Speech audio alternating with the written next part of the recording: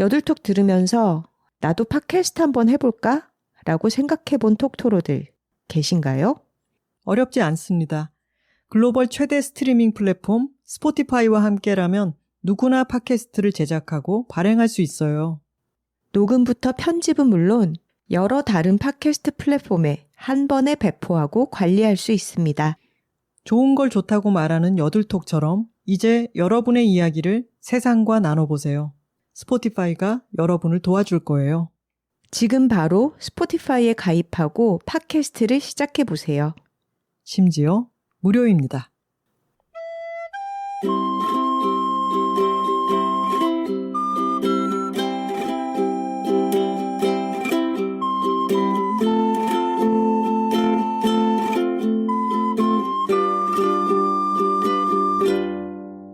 여자둘이 토크하고 있습니다. 안녕하세요. 김하나입니다. 안녕하세요. 황선우입니다. 저희는 부산에 와 있습니다. 내일 있을 부산 북앤 콘텐츠 페어에 김하나, 황선우, 그리고 이옥선 3명이 완전체로 출동을 하기 위한 나들이입니다. 지금 이 자리에 저의 76세 모친 이옥선 작가님이 함께하고 계십니다. 안녕하세요. 안녕하세요. 이옥선입니다. 와!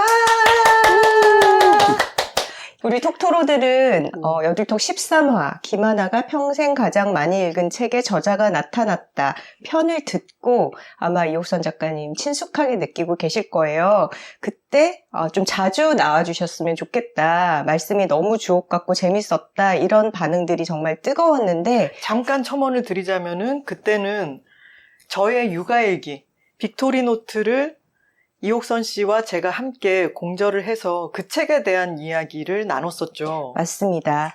이번에는 새로운 책 즐거운 어른 산문집으로 돌아오셨습니다. 오랜만에 톡토로들에게 인사 말씀 부탁드릴게요. 안녕하세요. 처음 뵙겠습니다. 아닌데 이거는. 아니 처음 아니잖아요. 어머니. 구면이잖아요. 톡토로들이랑. 저도 톡토로로서 여러분들과 같은 톡토로 월드에 있는 사람이라고 생각하면 되겠습니다. 그 사이에 새로운 책이 나왔습니다. 네. 빅토리노트 이후로는 네. 다시 책을 내는 일은 없을 거라고 네. 공언을 하셨는데 네. 번복이 된 거죠. 네. 이렇게 새로운 책이 나왔는데 이 번복의 경위에 대해서 음. 한 말씀 해주신다면요. 네. 제가 그때 북토크 할 때 예스24 부산점에서 할 때 질문이 들어왔거든요. 그때 내가 단칼에 나무를 잘라서 다시는 책을 내는 일은 없을 것이다. 이렇게 공언을 했는데 단칼에 그 공언도 좀 너무 멋있게 얘기한 경향이 있잖아요. 번복을 할 텐데 네. 문제가 좀 있었죠. 보통 영화에서 보면은 그렇게 너무 확신에 차서 말을 하면은 그 장면 다음에 이제 컷 편집이 다음 책이 나와 있는 장면으로 그렇게 편집이 되잖아요. 지금은 그렇죠. 딱 그런 상황이죠. 네. 아무 생각도 없이 살고 있었는데 작년 8월에 김하나, 황선우, 이야기 장소에 이현실 씨가 휴가차 내려왔다면서 밥이나 먹자고 그래가지고 밥 먹으러 나갔었어요. 네. 근데 알고 보니까 그 장소가 나를 다음 책을 꼭 내야 된다고 그러니까 계약을 하러 온 자리였어요. 그래서 저는 그건 되지도 않을 말이다. 무슨 그런 생각지도 안 했던 소리를 왜 하냐. 막 이러고서 이제 항변을 하고 이랬는데 그때가 8월이니까 얼마나 더워요. 딱 1년 전이네요. 네, 자기들은 막 찬 맥주 마시면서 나한테 계속 푸시를 하는 거예요. 나는 그때 차를 갖고 갔기 때문에 맥주도 같이 마실 수도 없고 그렇다고 먼저 털고 일어나기도 그렇고 해서 한 2시간을 시달리고 나니까 저는 혼자 물만 마셨거든요. 그래서 제가 이거를 물고문이라고 이름을 붙였습니다. 물고문을 2시간쯤 당하고 나니까 에라 모르겠다 그래 그냥 하겠다 이런 말이 저절로 나왔어요. 그래서 엉겁결에 계약을 했어요.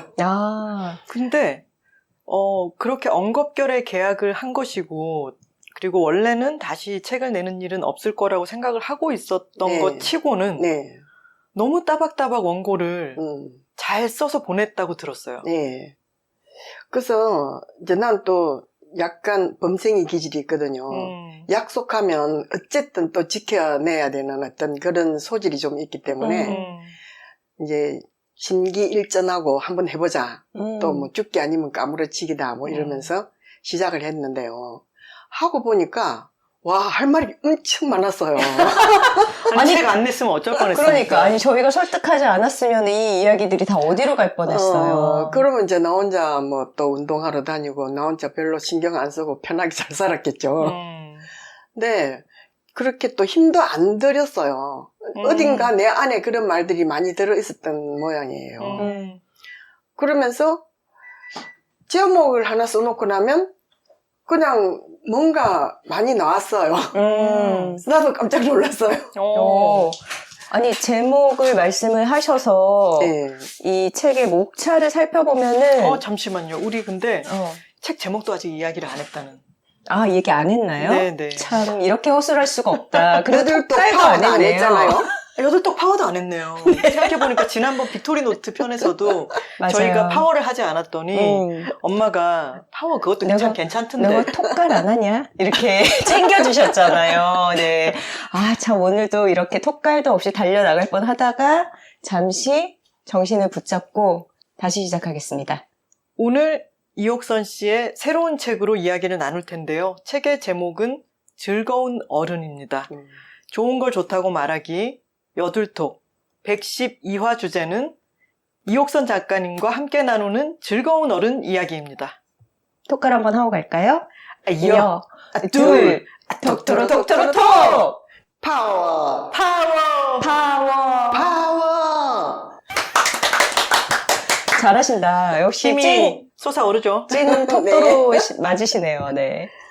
자, 그래서 계약을 막상 해놓고 나니까 소제목만 써놓으면 그렇게 글이 술술 써지더라. 내 안에 어디에 그렇게 이야기가 있었는지 모르겠다라고 하셨어요. 이 소제목들이 아주 범상치가 않습니다.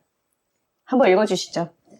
이 소제목들이 또 뒤쪽에 보면은 책 뒷표지에 좀 뽑혀 있어요.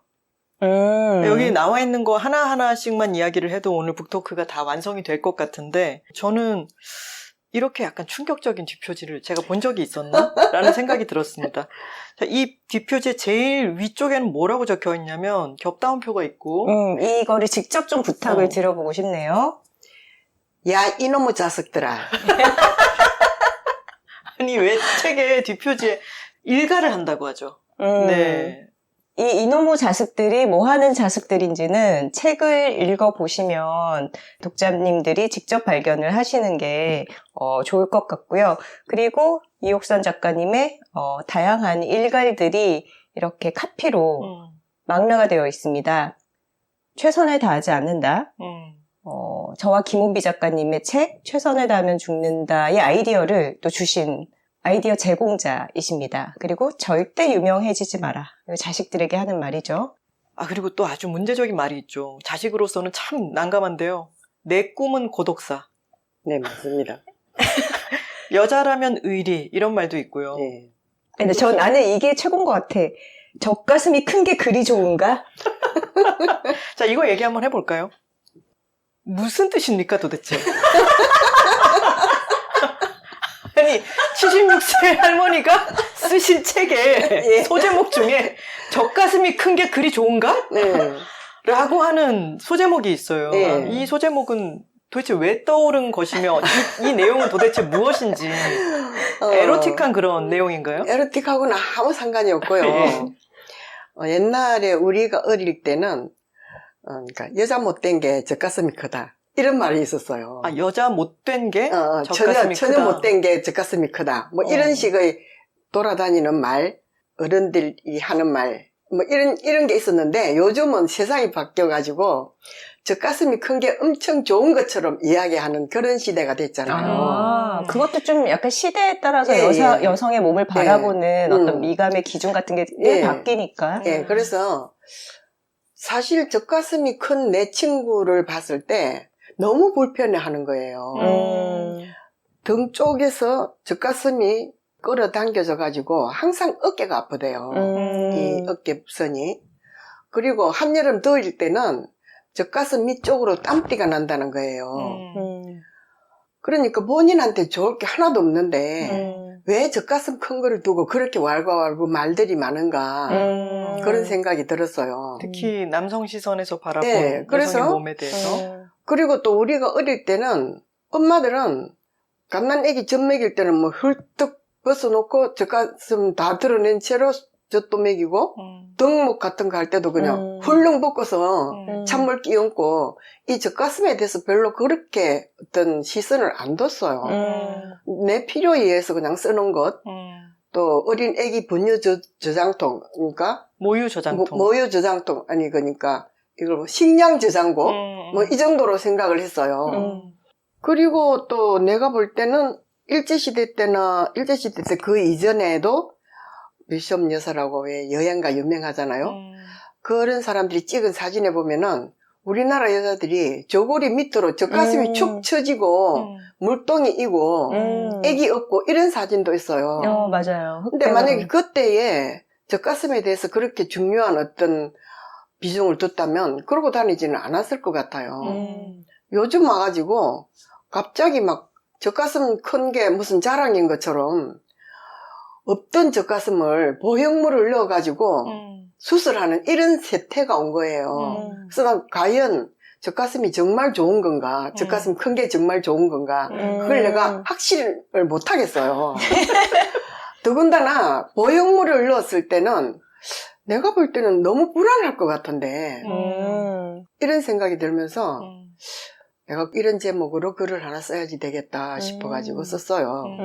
근데 저도 이제 엄마한테 가슴이 아니라 젖가슴이라고 꼭 써야겠느냐라고 이야기를 했는데 그 글을 읽어보면은 엄마의 엄마 정도 세대에게 요즘 남자들이 그렇게 젖가슴을 그렇게 좋아한다라고 하면 아이고 뭐 어렸을 때 젖배를 골았나 이런 얘기를 한다는 표현이 있었어요.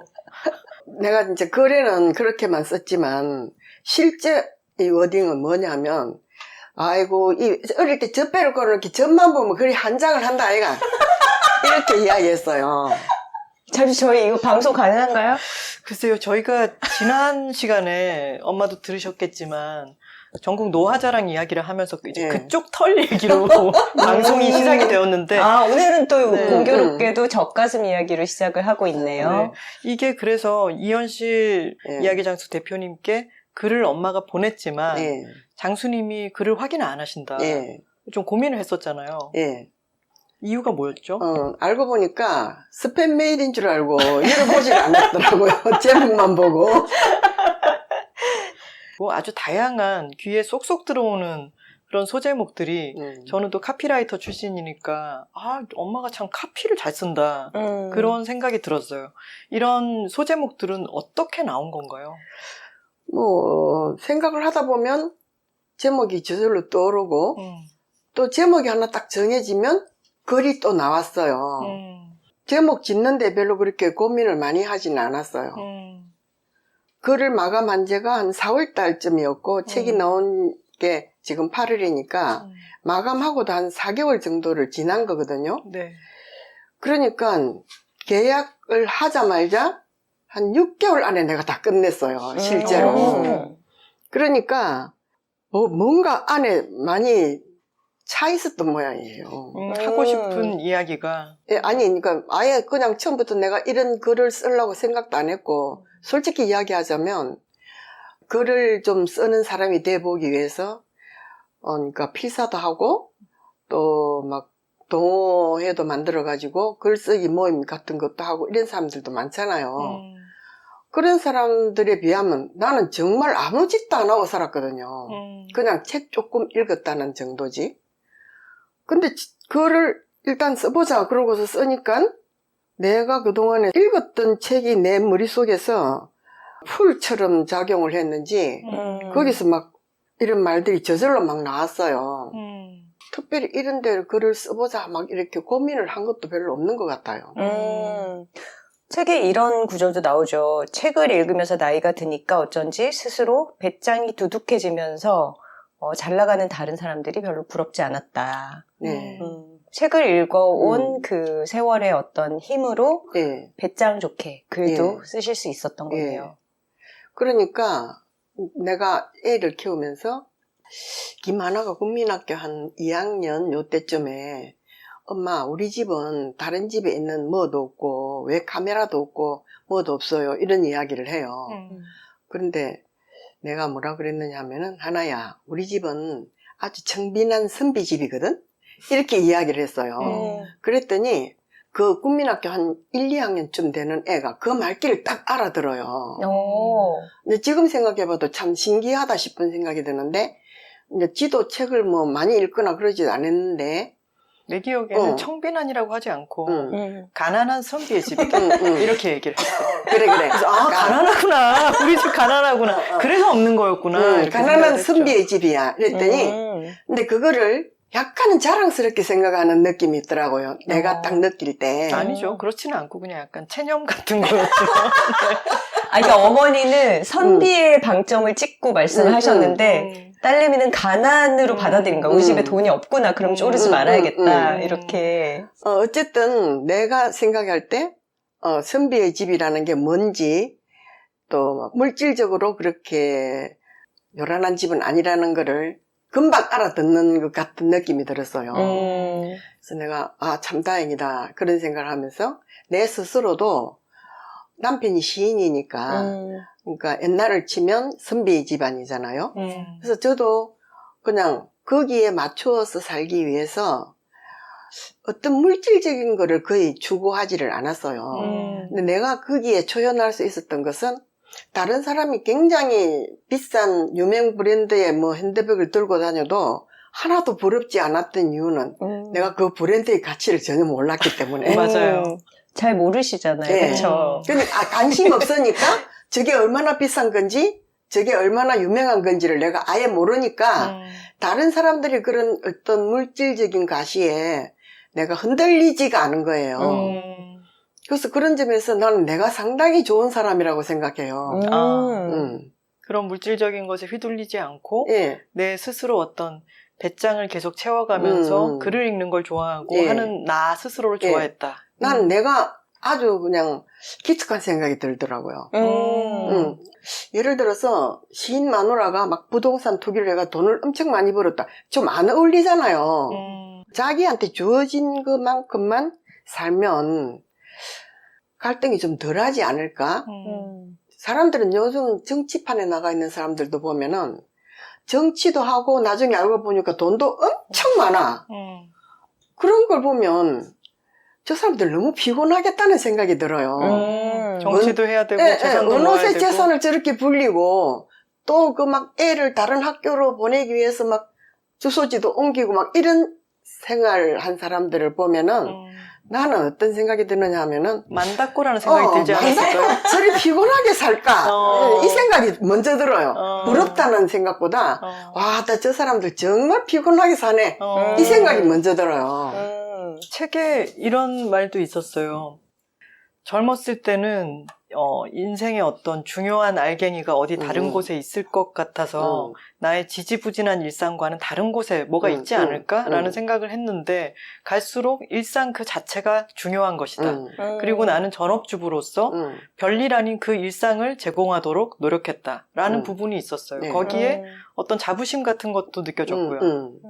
그 만다꼬로 요약되는 어떤 어머니의 가치관이 즐거운 어른의 내내 녹아있죠.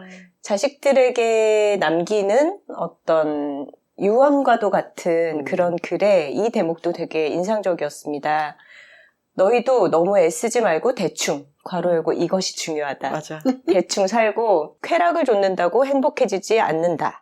뭔가 불편한 것이 있으면 이것부터 해결하는 방법으로 살면 소소하게 행복할 것이다. 건강을 유지하기 위해서 한 종목의 운동을 늙어서까지 꾸준히 할 것이며 너무 복잡한 건 생각하지 말고 단순하게 살도록 해라. 다행히도 재산이 많지 않아 문제될 것이 없다고 본다. 그건 정말 맞는 말이에요. 재산 많고 자식 한 두셋 있는 집은 부모 돌아가시고 나면은 형제간들 간에 다 척이 지고 아주 자기들 그 다음에는 절대로 안 만나요. 그러니까 엄마가 오빠애랑 사이좋게 지내라고 재산을 축적하지 않았다. 아, 맞는 말이죠. 행여나 그렇게 될까봐. 그 변호사들이 하는 말이 부모가 진짜 많은 돈을 남겨놓고 죽었을 경우에는 그 다음 형제간들은 다시는 보지를 않는데요. 왜냐하면 누군가는 항상 억울한 생각이 재산을 분배받는 상황에서 서로 고소하고 막 어쩌고 이러다 보면은 완전히 척이져가지고 다시는 안 본대요. 그러니까 부모가 돈을 많이 모으고 자식들한테 많이 물려주는 거는 저거 잘 살아라고 그렇게 하는 건데 결과적으로는 자기들끼리도 안 보는 사이가 된다는 거죠. 아유, 너무 다행이야. 그러니까. 오빠랑 영원히 사이좋게 지낼 수 그렇죠. 있어. 저희 남매 우애를 위해서 재산을 축적하지 않았다. 이거는 이제 이해를 하겠는데 대부분의 부모들이 자식한테 이야기하는 것과는 좀 반대되는 충고가 있어요. 그게 바로 너무 애쓰지 말고 대충 괄호 열고 강조까지 했어요. 이것이 중요하다. 왜 애쓰지 않고 대충 살아야 할까요? 저희 집이랑 가치관이 반대예요. 저희 엄마는 뭘 해도 단디해라. 잘해야 된다. 그리고 패 끼치지 마라. 뭐 이런 거를 항상 얘기하시거든요. 예. 근데 사실 이만큼 살고 보니까 너무 그러니까 애면걸면하고 뭔가 좀 더 나은 생활을 위해서 힘쓰고 그런 것 때문에 스트레스를 많이 받게 돼요. 너무 애를 쓰면. 근데 결과적으로 그런 사람들이 70을 좀 넘기고 나면 예상치 않게 참 건강하던 사람인데 잘 아파요. 근데 내가 나를 생각해 보면 젊었을 때는 진짜 비리비리했거든요. 40대까지만 해도 내가 너무 힘들어가지고 도시락 싸서 겨우 학교 보내고 나면은 다시 들어누워 있어야 됐어요. 학교 급식이 없을 때였습니다. 예, 그렇지. 도시락을 막 2-3개씩 저녁까지 하고 하니까 그러면은 애들이 저녁에 와서 그 도시락을 다시 다 까가지고 씻으려면 도시락 통이 반찬통, 국통 해가지고 너무 많아요. 싱크대 하나 가득이야. 그거 사실 씻고 뒷날 도시락 싸주는 거면도 굉장히 힘에 부쳤거든요. 근데 그 외에도 더 뭔가 애를 쓰면서 더 나은 삶을 위해서 부동산 투기도 하러 다녀야 되고 막 주식 투자도 다녀야 되고 그러면은 머리를 얼마나 많이 써야 되겠어요. 그러니까 너무 애쓰고 산 사람들이 보니까 결국은 스트레스를 너무 많이 받는 것 같은 생각이 들었어요. 그건 내가 못했으니까 그럴 것이다라고 내 마음대로 생각하는 거죠. 뭐 핸드백 브랜드 모르는 거랑 비슷한 네, 느낌인 거죠. 맞습니다. 지금. 그러니까 내가 볼 때는 그냥 자기가 주어진 한계에서 할 수 있는 만큼만 하고 더 이상의 에너지를 내려고 막 너무 노력을 많이 한 사람은 결국 또 그 반대급부적인 어떤 안 좋은 게 오더라고요. 처음부터 이런 생각을 많이 가지고 있었던 건 아니지만 젊었을 때는 또 왜 그렇게 못했느냐 하면은 내 체력이 너무 떨어졌어요. 뭔가 열심히 막 다른 사람 하듯이 막 돌아다니고 하기는 내가 너무 체력이 떨어져가지고 아주 입이 말란 데다가 툭 하면 편두통이 잘 오고 이런 타입이었거든요. 맞아요. 어렸을 때를 생각해보면 항상 그랬어요. 어머니 그러니까. 45세 때 45kg였다고 책에 되어 있습니다. 그러니까 내가 뭔가를 하러 돌아다닐 체력도 안 됐어요. 그러니까 이게 뭐 정신승리일지는 몰라도 할 수 있는 거라고는 들어놓아서 책 보는 것밖에 없었어요. 남는 시간에.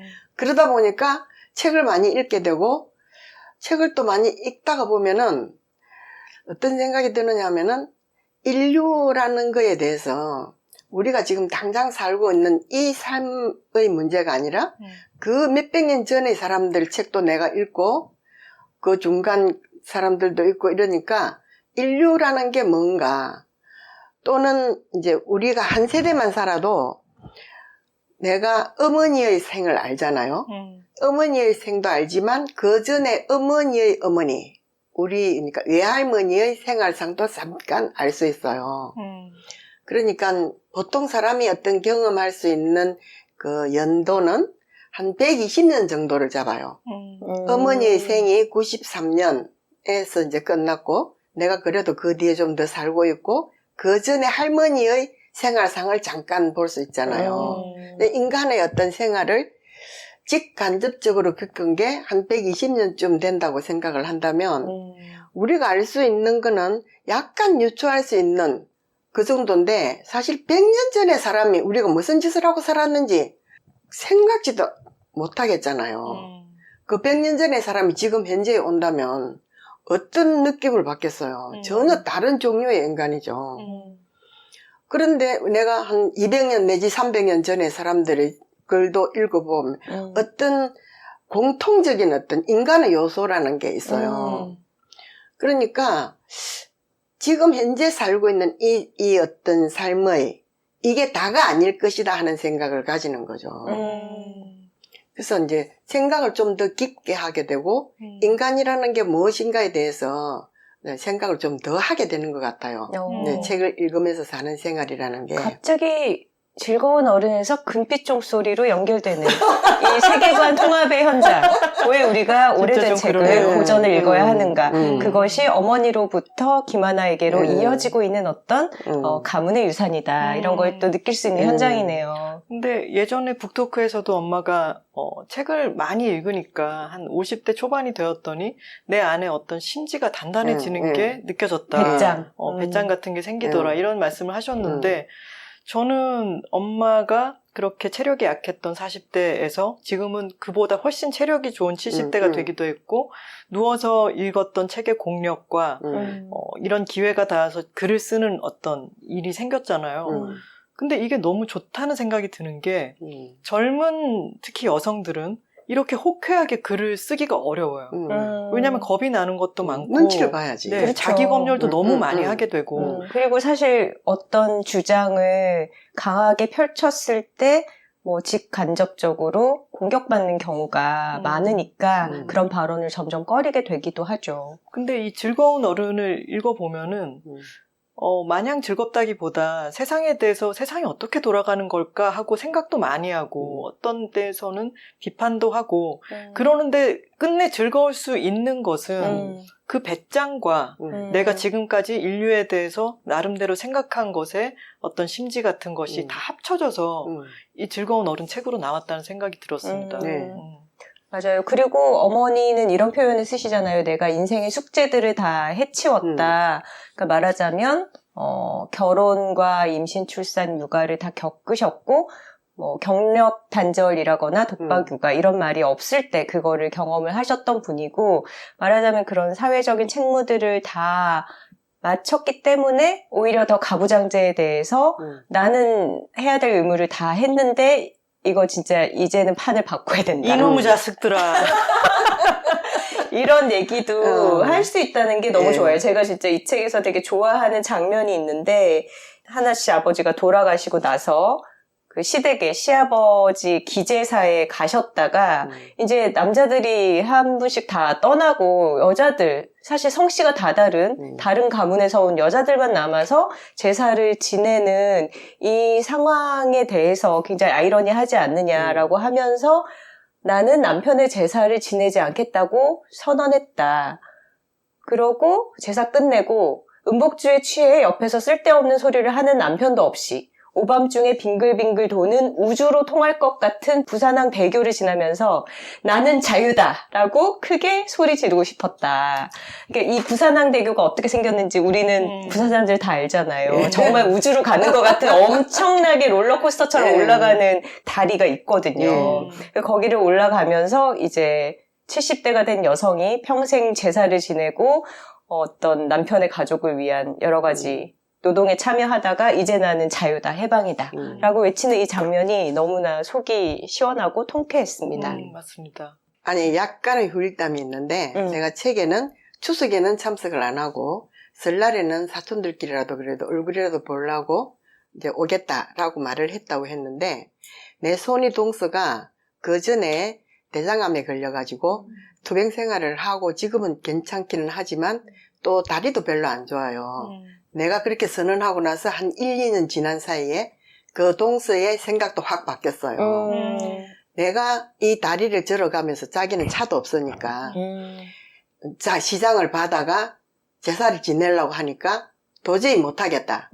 이제 나를 보면서 용기를 얻어가지고 나도 그동안에 지내던 기제사들을 다 없애고 명절 제사도 각자 알아서 하자 그래서 우리는 이제 추석이고 설이고 큰 집에 안 갑니다. 그런데 이게 꼭 우리 집안의 문제가 아니라 요즘 전체 우리나라의 어떤 전통적인 생각으로 지내오던 사람들이 굉장히 많이 바뀌었어요. 맞아요. 그 이제 목욕탕 풍경에서도 봤지만은 요즘은 명절 제사 지낸 집이 별로 많지가 않아요. 명절에는 그냥 와서 자기들 가족들끼리 놀기만 하지 제사 지낸다고 전부 치고 이런 집은 그렇게 많지가 않아요. 그 상황이 많이 바뀌었어요. 자, 목욕탕 풍경을 언급을 하셨는데 네. 어머니가 매일 가는 아주 중요한 장소, 네. 많은 네. 에세이들의 배경으로서 목욕탕이 등장을 하고요. 네. 이 책의 이 디자인에 대해서 조금 설명을 드려야 할 것 같은데 표지 그림이 참 너무 좋죠. 너무 정겹고 너무 따뜻하다고 말씀하시는 분들도 있었어요. 3명의 이제 장년 여성이 앉아서 이 등에 너무나 우리에게 친숙한 부항 자국. 근데 이거 한국 사람 말고도 보면 뭔지 알까? 약간 뭐 치킨 박사녀 이렇게 생각할 수 있을 것 같아요. 외국 사람이 보면은 이렇게 목욕탕 의자에 나란히 3명이 앉아있고 옆에는 목욕탕 바가지가 이렇게 쌓여 있습니다. 그리고 그 밑을 감싸고 있는 이 띠지에 대해서 언급을 안 할 수가 없어요. 그야말로 초록색 목욕탕 떼수건의 바로 그 형상화라고나 할까요? 그리고 여기에는 참 이게 흔치 않은 경우예요.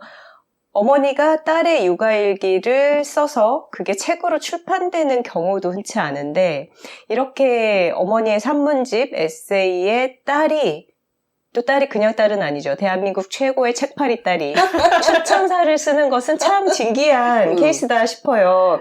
김하나 작가에게 한번 이 추천사의 직접 낭독을 부탁하겠습니다. 나는 바로 이런 할머니를 기다려왔다.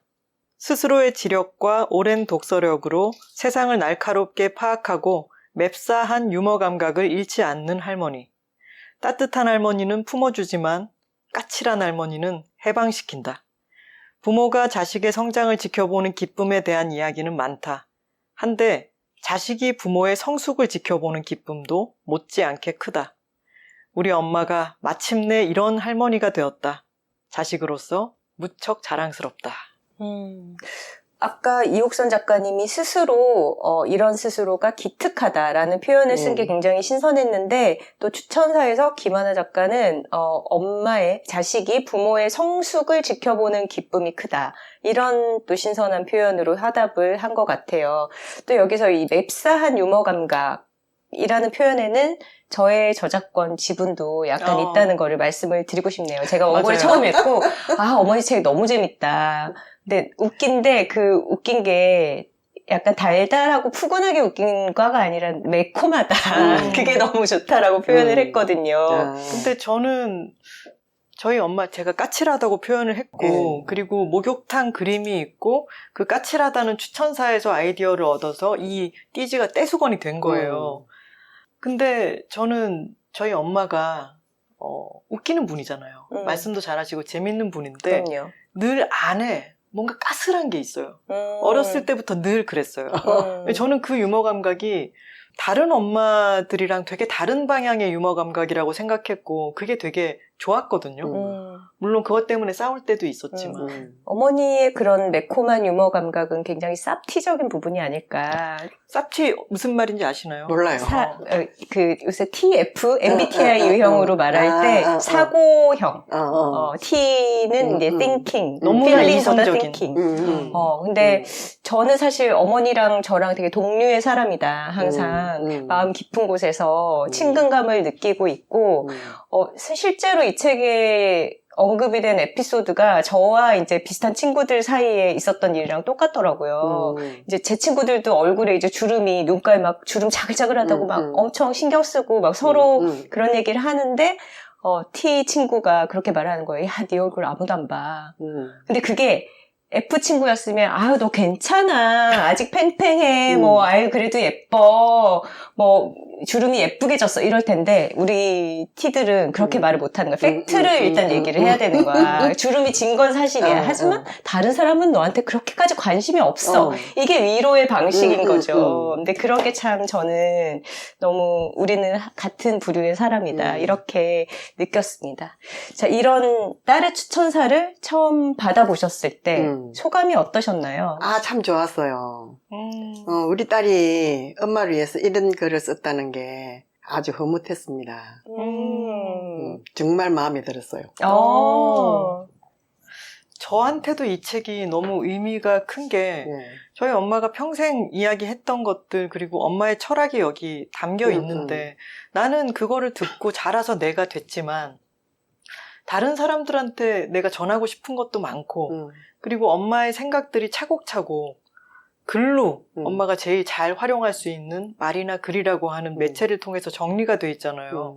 이거를 받은 게 저한테는 아주 선물 같았고 읽으면서 너무너무 재미있었고 아, 우리 엄마 글을 너무 잘 쓴다. 이런 기회가 온 게 나는 너무 좋다. 이런 생각이 들었어요. 아, 딸한테서 이런 말을 들으니까 너무 기분 좋네요.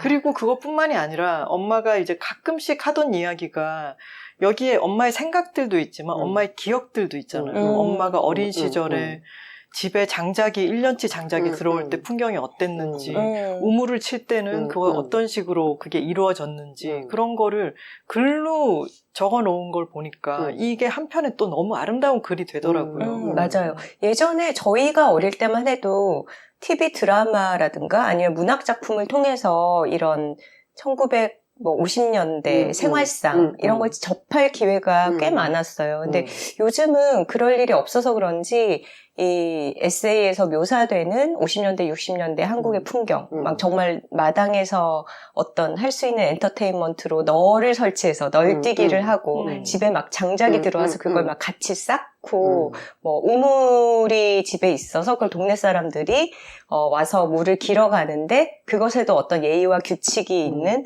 막 그런 장면들이 너무 생생하게 재밌더라고요.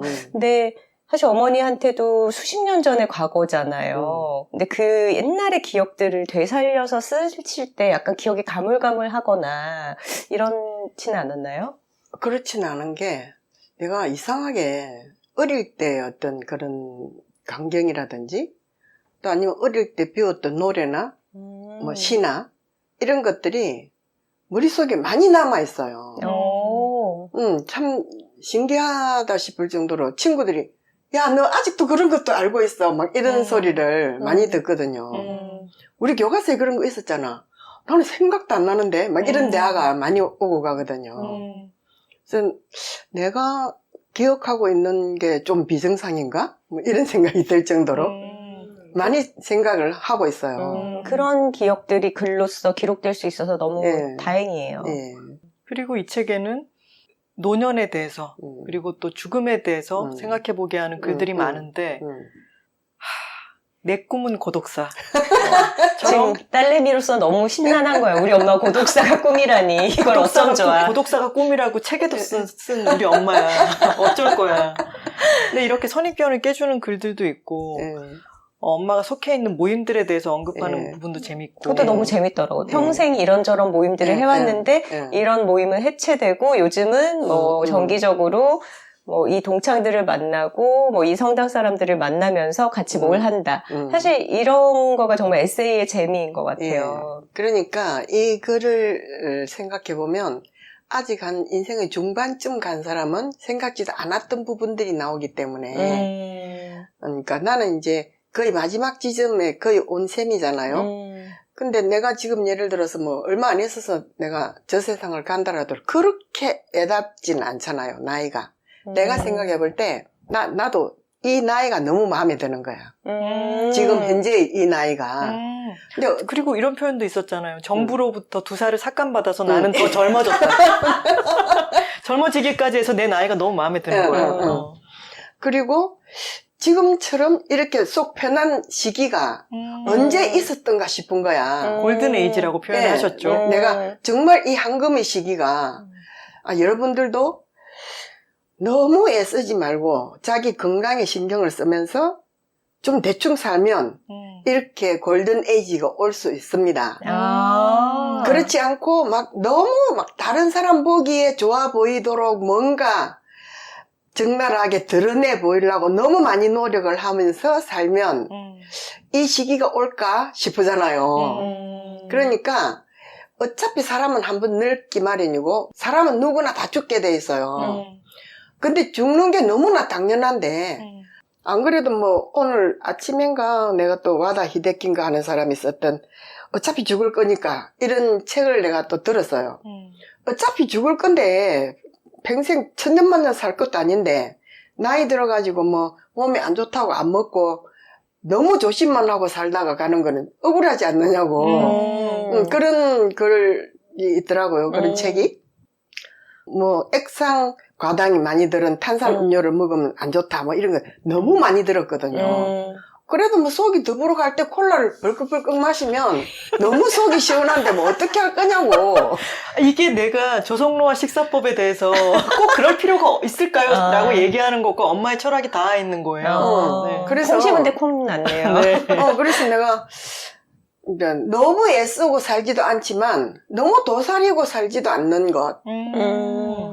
그 어차피 죽을 건데 한 몇 년 상간에 그렇게 난리를 치면서 살 필요가 없지 않나?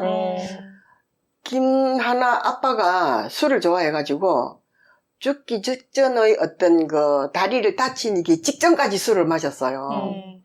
그 전에 심장 수술을 크게 하고 한 번 하고 난 뒤에 한 2년 뒤에 다시 술을 개업을 하더니 계속 술을 마시는 거예요. 그런데 내가 어떻게 마음을 바꿨냐면은 저 술 마시는 거를 계속 말리려면 둘이 싸움이 더 많이 되고 저 술을 못 마시게 해가지고 술도 안 마시고 맹송하게 있는데 저 사람이 집안일에 대해서는 손톱만큼도 모르고 다른 상대방의 심리를 이해해 주려고 생각하는 사람도 아닌데 술 하나도 안 먹은 사람하고 사느니 좋아하는 술 먹고 기분 좋아하는 사람하고 사는 게 낫겠다 결론을 내렸어요. 그러면서 내가 속으로 그 술 때문에 한 3, 4년 빨리 간다 하더라도 나 정말 후회하지 않겠다. 그렇게 생각을 하고는 그 다음 주부터는 술 먹는 거에 대해서 말을 안 했어요. 술 마시고 싶다 그러면 갖다 주고. 나는 지금 행복한 사람과 함께 있는 것이다. 그러니까 자기도 이제 염치가 좀 있으니까 술을 옛날만큼 많이는 안 마시더라고요. 근데 정년퇴직한 남자가 다른 일이 없을 때 우울증이 오기 쉬워요. 근데 아빠는 나랑 같이 점심 먹으러 가가지고 대선 소주 한 병 먹는 재미로 살았어요. 인간이 어떤 그런 소소한 재미가 있어야 돼요. 사는데. 그러면서 점심 때 그 소주 한 병 마시면서 나는 차를 갖고 가니까 한 잔을 내한테 따라 놔라고 그랬어요. 그게 대선 소주가 7잔이 나와요. 그럼 한 잔을 따라 놓기 때문에 자기는 6잔만 먹는 거야. 그렇게 이제 하면서 점심을 먹고 집에 들어오면 기분이 좋아가지고 또 한숨 자요. 그러니까 정년퇴직하고 할 일 없는 남자가 시간 보내기가 참 좋은 거예요. 여가로서의 음주. 그러니까 이제 그 말년쯤에 젊었을 때는 박 터지게 싸웠죠. 근데 이제 말년의 어떤 그 생활이 또 상당히 중요하거든요. 근데 그게 안 되는 집은 보면 지금 항원 이혼이 너무 많이 늘고 있어요. 그게 아마 남자를 자기 페이스로 끌어들여가지고 바꾸려고 노력하다 안 되니까 이제 항원 이혼으로 가는 건데 나는 어떤 부분을 완전히 확 포기를 해버리니까 그냥 또 그냥저냥 사라지더라고요. 바꿔지지 않는다라는 걸 그냥 받아들이고. 그러니까 받아들여버려요.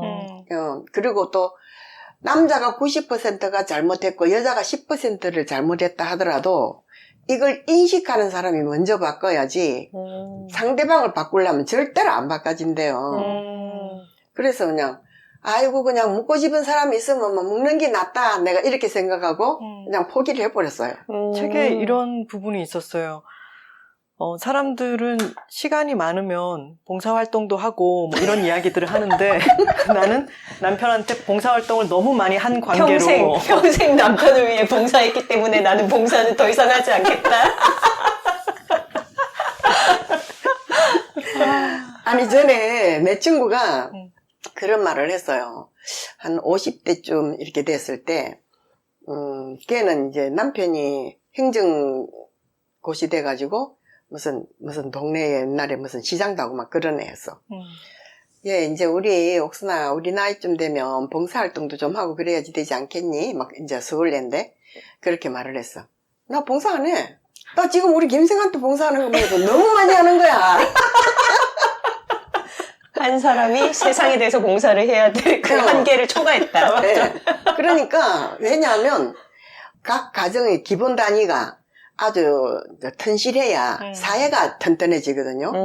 밖에 나가서 다른 데 봉사하고 뭐 내가 좀 더 나은데 뭔가 하려고 하는 것보다 일단 저거 집안에서 봉사를 잘해야 돼. 그거를 안 하면서 딴 데 가서 봉사한다고 막 집 내버려 두고 돌아다니는 것보다는 가정이 그래도 일단은 안 깨지도록 노력하는 게 더 중요한 것 같더라고. 그게 또 황혼 이혼이랑 연결해서 생각하면 나의 봉사력을 딴 데 쓰고 싶은 게 아닐까요?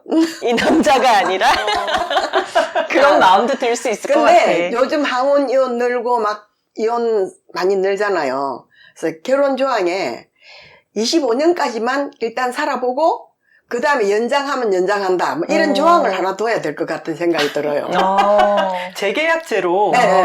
왜냐하면 저번에 내가 이제 나 또 유튜브를 많이 보니까 변호사가 나와가지고 5,000쌍의 이혼 사건을 보고 난 뒤에 자기가 느낀 거에 대한 이야기를 하더라고요. 근데 우리나라처럼 결혼을 깨는 게 힘든 나라가 없대요. 그러니까 유책주의 대 이제 어떤 그 이혼 소송을 했을 때 다른 미국 같은 경우는 파탄주의래요. 그냥 결혼 생활을 지속할 수 없으면 그냥 누가 끝을 내라. 이유를 냈든지 간에 지금 현재 파탄 상태라면 그 이혼을 인정을 한대요. 근데 우리나라는 유책주의이기 때문에 유책 있는 사람이 이혼을 한다고 말을 하면 절대로 그게 이혼이 안 된대요. 그리고 또 그렇게 유책이 있는 사람하고 이혼을 하려고 그래도 재산 분할이나 뭐 하여튼 여러 가지 문제 때문에 우리나라처럼 이혼이 힘든 나라가 없대요. 그러니까 일단 결혼을 하면 상대방이 죽거나 해야 끝이 나는 게 우리나라의 이제 법적으로 계약되어 있는 결혼이기 때문에 내가 생각해 볼 때는 한 세대, 한 제너레이션 이거를 이제 마무리를 하고 다음으로 넘어갈 때 다시 재계약을 할 거냐 말 거냐 그렇게 하는 게 같이 사는 동안에 어떤 긴장감도 있고 좋지 않을까 이런 생각이 들어요. 괜찮다. 네, 재계약하고 싶은데 잘해야 되지 않을까? 이런. 나 이번에 FA로 나왔잖아. 재계약 실패해서 FA로 나왔어 이번에.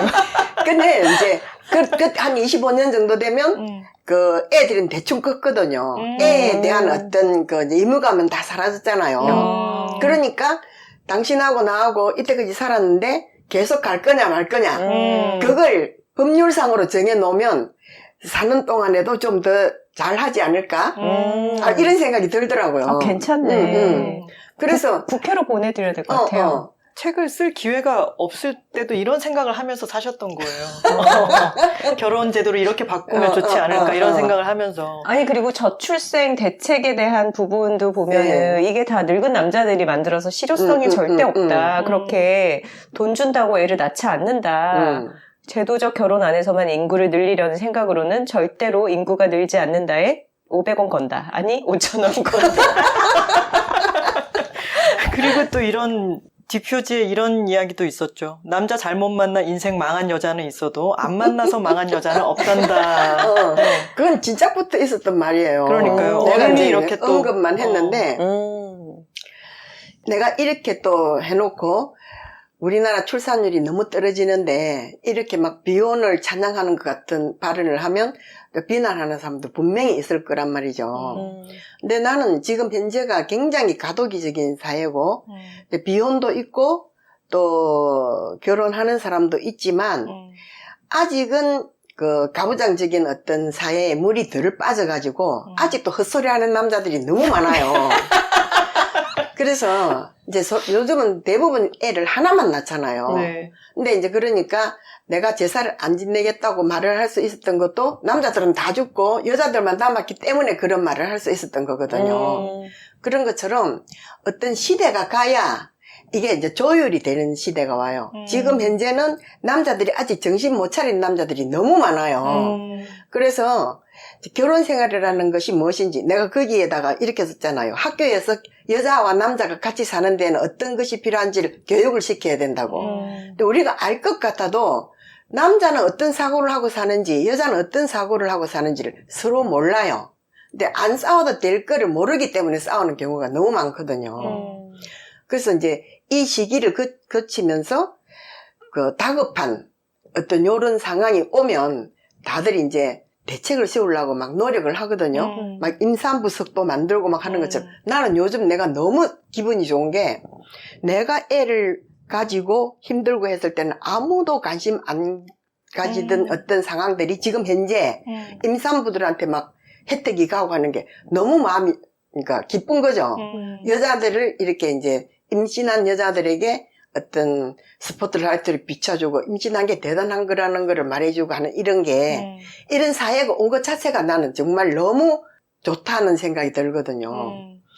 그러면 계속해서 그런 식으로 결혼 안 하고 하나만 놓고 이렇게 출생률이 낮아지면 어떻게 할 게 나냐 이런 이제 어떤 말을 들을 수가 있어요. 근데 내가 생각할 때는 이 한 세대가 지나고 나면은 그 다음 세대는 또 결혼을 할 것 같은 게 지금 사람들이 비혼을 선택하면 그래도 아직도 고모도 있고 이모도 있고 사촌도 있고 엄마 아버지도 있고 할아버지 할머니도 아직 그 자기 주변에 혈연 관계에 있는 사람이 아직 좀 남아 있어요. 우리 집 같은 경우에는 우리 언니가 결혼 안 했거든. 근데 조카가 10명이에요. 그 형제간이 아직까지 4명이나 남아 있어요. 5명이나. 그러니까 자기가 정말 혈연적으로 너무나 동떨어져 있는 시대에 살고 있다는 걸 감지를 못해요.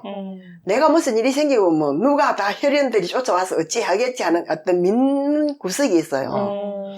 근데 지금 세대는 아직까지 그런 게 좀 남아있어요. 근데 다음 한 세대 지내갔다고 생각해 봅시다. 그럼 집집마다 다 애 하나씩밖에 없어요. 엄마 아버지 돌아가시고 지 혼자 남았어요. 그때쯤 되면은 가족을 또 만들기 위해서 굉장히 불을 켜고 결혼을 하려고 하는 어떤 시대가 올 거라고 저는 생각하거든요. 또 결혼뿐만이 아니라 다양한 동거 가족들이 생기겠죠. 우리처럼. 다양한 동거 가족에서는 이제 생산을 못하니까 너무 그렇게 가도 안 되거든요. 그러니까 자기 가족, 자기 혈연을 만들기 위해서 또 노력하는 세대가 반드시 올 거라고 나는 생각하거든요. 그러니까 지금 현재 어떤 이때를 잘 넘기면 이때에 이렇게 해가지고는 여자들이 너무 결혼을 안 하려 하는구나 이런 걸 인식을 하고 남자들의 어떤 그 생각도 바꾸고 기성세대의 사람들의 생각도 바꾸고 지금 많이 바뀌어가고 있는 중이거든요. 그렇게 하고 나면 이 다음 세대쯤 되면 이제 엄마 아버지만 돌아가시면 지 혼자밖에 안 남는 세대가 온단 말이에요.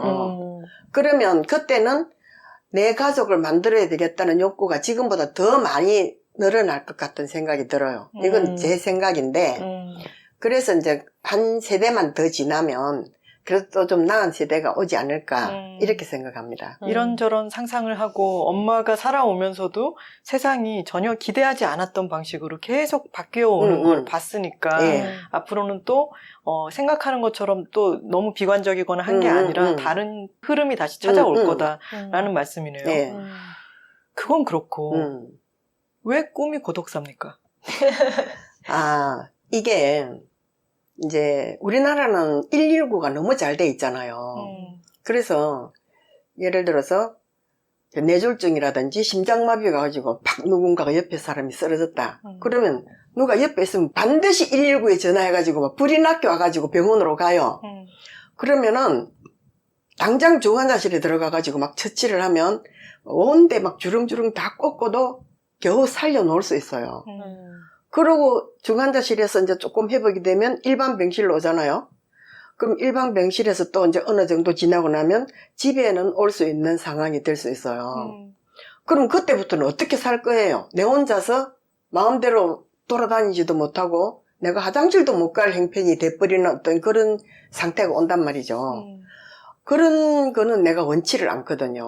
그러면 또 누군가가 나를 간병을 해야 되는데 그렇게 간병하지 않고 겨우겨우 살아갈 수 있다 하더라도 또 언제 쓰러질지 모르는 어떤 불안이 있단 말이죠. 한번 했기 때문에. 그리고 그 전으로 돌아가기는 참 힘들어요. 내 나이쯤 되면. 물론 젊은 사람들은 또 119에서 구해갖고 다시 살려놓으면 새로 삶을 다시 살 수 있겠지만은 우리 나이쯤 되면은 뭐 억울할 것도 없는 생각이 들거든. 그러니까 죽을 상황이 딱 오면 깔끔하게 죽는 게 훨씬 낫지. 겨우 살려가지고 옆에서 또 막 간병하고 막 돈을 수천만 원씩 쓰고 그래도 다시 본래대로는 안 돌아오는 그런 생각 난 절대로 하고 싶지가 않은 거예요. 그러니까 아무도 모를 때 살짝 죽어야 되는 거야. 야, 진짜 맵다 매워. 여기 웃고 있는 나는 뭐며. 지금 뒤에 이야기 장수 직원들이 다 네. 쓰러졌어요. 쓰러졌습니다. 살짝 몰래 죽어야 된다. 살짝 아무도 몰래 죽기 위해서 고독사를 해야지 되는 거야. 근데 내가 예를 들어서 집에 혼자 산다 생각하면 애들이 그렇게 이제 내가 나이가 좀 많았을 경우에 그렇게 무관심하게 엄마를 맨날 며칠을 연락도 안 해보고 살진 않을 것 같아요. 그리고 요새는 또 뭐 그런 장치가 있대요. 움직임이 없으면 토크노이 움직임이 없으면 감지할 수 있는 어떤 그런 장치도 있고 프라이버시를 존중할 수 있는 어떤 부분에 밥은 꼭 먹어야 되니까 부엌 위에 뭐 조리 때 위에라든지 이런 데 CCTV를 하나 만들어 놓는다든지 이러면 엄마가 며칠째 움직임이 없다. 그러면 찾아보러 올 수도 있죠.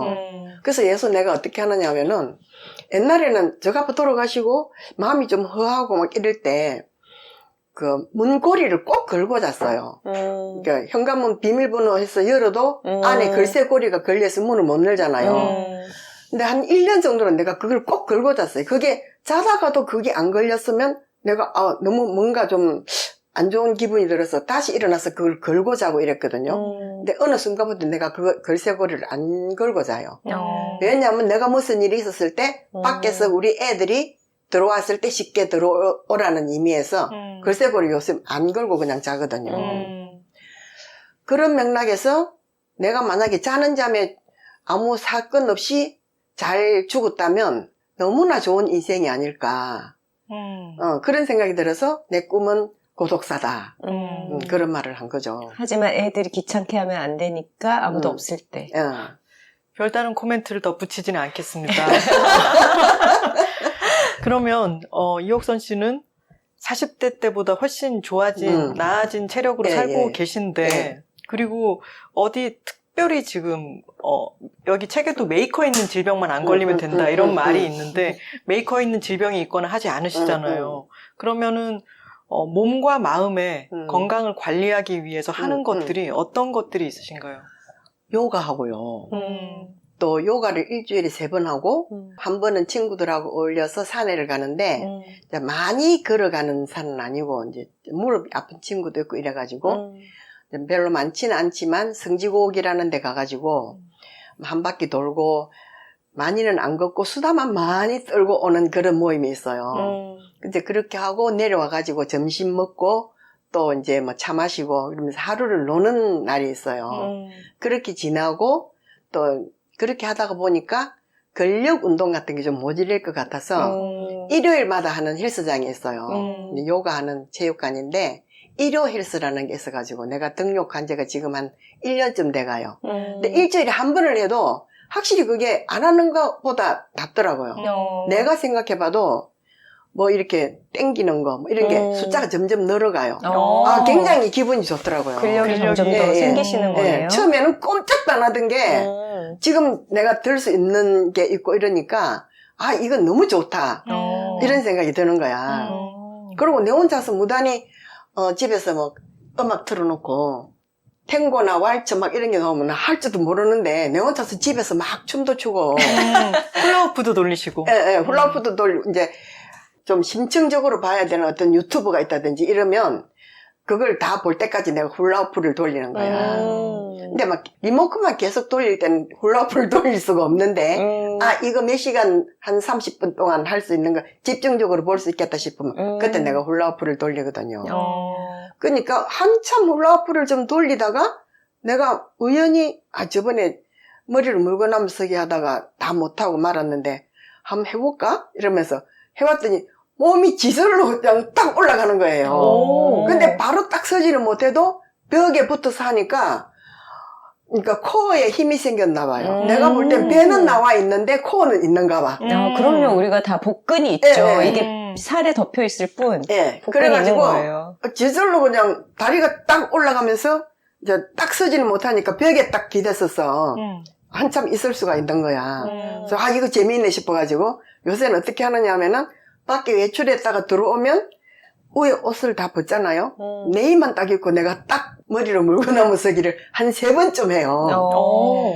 그러면 아주 기분도 좋고 갑자기 뭔가 큰 운동을 하면 안 되니까 내가 나갔다 왔다든지 요가를 하고 왔다든지 했을 때 몸이 풀린 상태잖아요. 그때 가서 이제 그걸 해보는 거지. 근데 누군가가 지도를 안 하고 내 맘대로 하기 때문에 이게 아직까지 완전하지가 안 하는 거야. 제발 좀 조심해서 해주시기를 바랍니다. 지금 일주일에 어떤 운동 다니는 루틴이 굉장히 예. 빡빡하시잖아요. 예, 예. 책에도 그런 얘기가 있더라고요. 자식들이 엄마 적적하실까봐 손주들을 좀 데려다가 뭐 보시라고 마치 소일거리 되게 베푸는 것처럼 그렇게 얘기하는데 할머니들도 다 루틴 있다. 할머니들 그럼. 너무 바쁘다.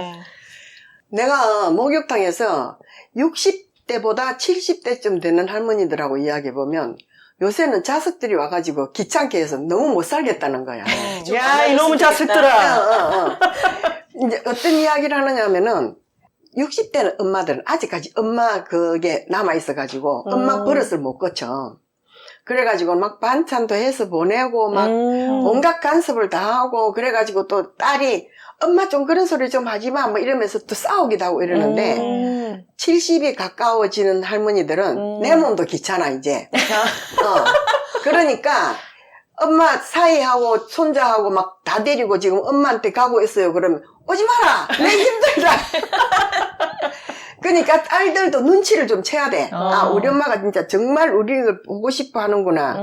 아니면 우리가 가면 엄마가 참 귀찮겠구나. 이거를 캐치를 해야 되는데 요즘 젊은 사람들은 다들 지 생각밖에 못하기 때문에 내가 이리 엄마한테 가서 밥 해내라고 치대도 엄마가 좋아할 거야. 이렇게 생각해버리는 거야. 근데 실제로 내 박을 알고 보면 우리끼리 이야기를 해보면 아이고 이것들이 와갖고 내가 귀찮아 지금 죽을 지경이다 막 이런 말을 너무 많이 해요. 그러니까 저번에 내가 어떤 유튜브에 보니까 어떤 엄마가 지방에서 서울까지 이제 병원에 왔는데 아들 내외가 저기 집에서 자고 뒷날 내려가라 소리를 안 했다는 거예요. 그래서 그 한밤중에 차를 타고 내려오면서 울었대요. 그러고 난 뒤에 자기가 아들 내외들이 무슨 일이 있어서 내려왔을 때 자 밥도 먹었으니까 너 그 집에 가라 이렇게 말을 했대. 그러니까 아니 이 밤중에요 그랬대. 너희도 그랬잖아. 나도 그 한밤중에 내려왔어. 그러면서 비밀번호도 바꿨대요. 왜냐하면 요즘 젊은 사람들이 저거 집 비밀번호 바꾸고 시어머니나 친정어머니한테 비밀번호를 안 가르쳐줘가지고 막 굉장히 섭섭하다 뭐 해가지고 막 말들이 많았거든요. 요즘 시어머니나 친정어머니들이 비밀번호 다 바꿔요. 딸들이 툭 하면 아무 때나 쳐들어와가지고 집에 해놓은 반찬 다 퍼가고 이러는 게 너무 싫대요. 그래서 젊은 사람들이 너무 오해하는 부분이 많은데 엄마들도 일하는 거는 싫어. 내 노동력 들여가지고 그 막 서서 일하는 거 몸이나 성하나 무릎도 아프고 허리도 아픈데 그게 일반적으로 다 그렇다고 생각하는지 어쩐지는 몰라도 나 젊은 애들이 너무 눈치 없다고 생각합니다. 엄마들이 그런 말 너무 많이 해요. 목욕탕에서? 목욕탕에서 명절쯤 되면 이것들 내려오면 또 뭐 해가 미가 꼴리 보내노 막 이러면서 너무 짜증내는 거야. 그때 그 얘기도 해줬잖아요. 집에 갔더니 이제 딸내미가 사위 차를 타고 이렇게 와서 집 앞에 차가 대져 있길래 집에 안 들어가고 도망가셨다고. 그건 한참 전의 이야기인데 그 아줌마가 직접적으로 들은 이야기인데 딸하고 사이하고 토요일마다 집에 온대요. 그러면은 저거 생각에는 엄마한테 가가지고 그러니까 저거 잘한다고 얻는 건지 그건 모르지만 사람이 실제로 살아보면 그런 거 힘들거든요. 어쩌다가 한번 오는 건 반갑기도 하고 또 엄마 찾아서 왔는가 싶어서 기특하기도 한데 이게 일 삼아서 토요일만 되면 엄마한테 와서 점심 먹고 저녁 먹고 가는 거야. 이거 엄마가 할 짓이 아닌 거야. 돈도 많이 들고 또 뭐 혼자 먹으려고 사다 놨던 거 다 떨어지고 나면 또 사러 가야 되고 그러니까 한번 아침에 토요일 아침인데 어디 나갔다가 집에 돌아보니까 집 앞에 자기 집 아파트 앞에 사이 차가 딱 서 있는 거야. 아이고 이것들이 또 집에 와 있구나 싶어서 이거 자꾸 생각하다가 에라 모르겠다 싶어가지고 목욕탕에 와버렸어요. 전화해가지고 엄마가 지금 친구들하고 멀리 와 있으니까 너희들끼리 라면 얼어 먹고 가라 이렇게 전화를 했다는 거예요. 그러니까 젊은 사람들도 눈치를 좀 잘 끌어야 돼요. 요즘 네. 젊은 사람들은 엄마들한테 찍혔어 완전히. 엄마들한테 찍혔네. 톡토로들 눈치 있게 잘하세요. 이놈 자식들아. 설날에 갔다 왔는데 추석 때 또 가려고 하지 말고. 자, 이렇게 화기애애한 와중에 요거를 좀 여쭤봐야 될 것 같아요.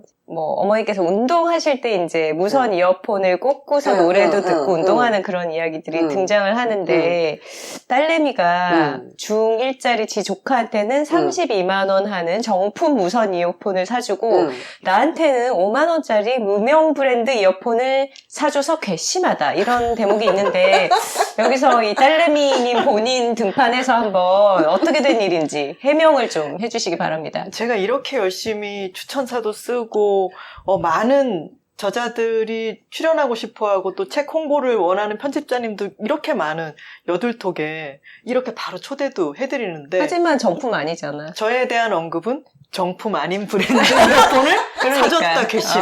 100번 잘해도 한번 무명 브랜드 사주면 좀 서운한 거지. 하지만 또 이런 말씀을 드리고 싶습니다.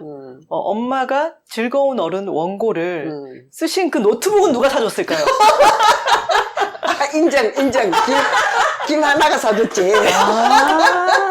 제가 컴퓨터도 바꿔드리고 세상에, 다 해도 아무 소용 없는 독자들은 거야. 모를 뻔했어요. 그냥 무명 브랜드 이어폰을 아니 근데 사줬나 사실 보다. 내가 조금 쇼크를 받은 게 32만 원이나 하는 이어폰이 있다는 사실에 내가 너무 놀란 거예요. 근데 그 이제 5만 원 주고 샀다는 그거는 처음 이제 무슨 이어폰이 나왔을 때이기 때문에 그때도 약간 유명 브랜드는 좀 비쌌는데 엄마는 뭐 크게 필요 없죠. 그냥 대충 이 정도 사도 괜찮겠죠. 그래서 괜찮아. 그 정도 사도 내가 얼마든지 쓸 수 있어.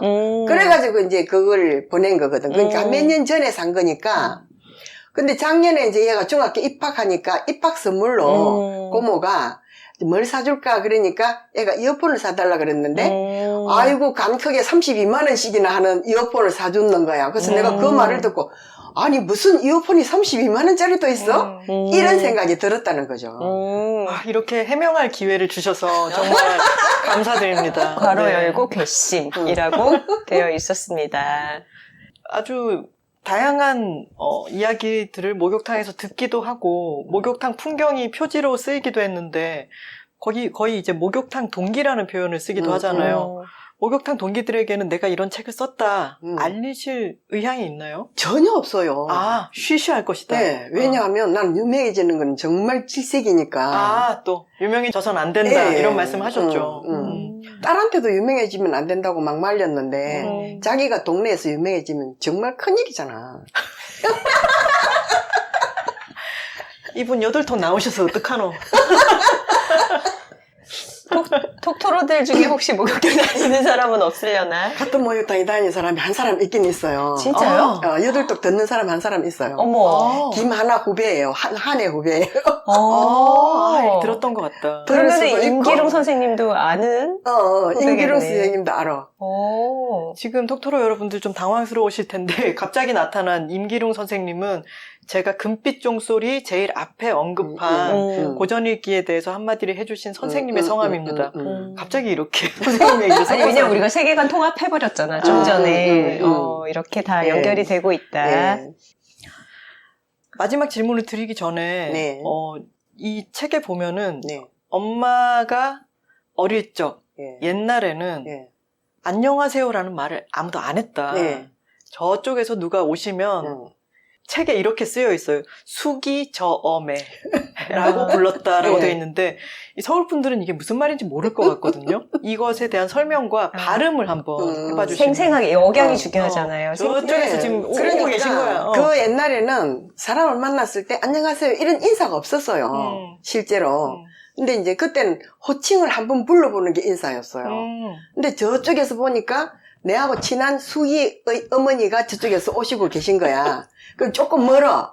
그러면은 인사를 한다는 게 수기 점에 이렇게 물어봤다니까.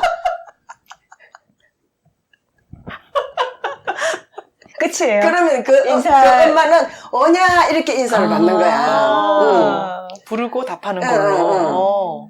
그래서 음. 하여튼 그때의 어떤 인사라는 거는 옛날에 이제 어르신들은 밖에 나가가지고 또 다른 이웃 어르신을 만나면 뭐 아침 잡쌌습니까?